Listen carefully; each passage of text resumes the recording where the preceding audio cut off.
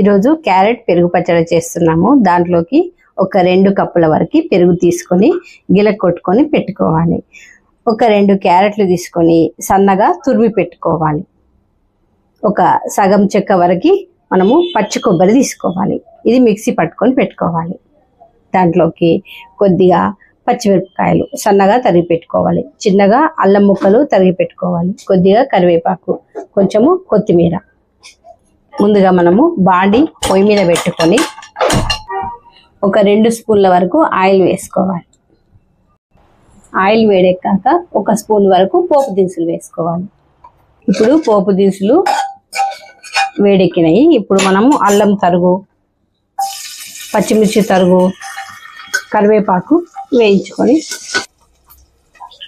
అవన్నీ వేడెక్కిన తర్వాత 1 స్పూన్ వరకు పట్టుకోవాలి.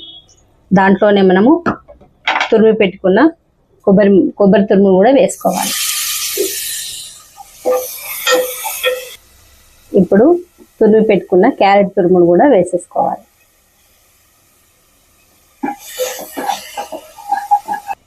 మనకు రుచికి సరిపడ్డ ఉప్పును కూడా వేసుకోవాలి. కొద్దిగా కొత్తిమీర కూడా వేసుకోవాలి.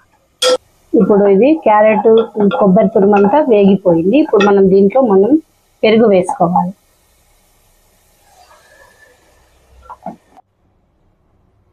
ఇప్పుడు 1 నిమిషం పాటు ఉంచుకొని మనము బౌల్లోకి తీసేసుకోవాలి. ఇప్పుడు మన క్యారెట్ పెరుగు పచ్చడి రెడీ అయిపోయింది. మీరు కూడా ఇంట్లో ఒకసారి ట్రై చేసి చూడండి, చాలా బాగుంటుంది. మా వీడియో మీకు నచ్చితే లైక్ చేయండి, షేర్ చేయండి, సబ్స్క్రైబ్ చేసుకోండి. Thank you.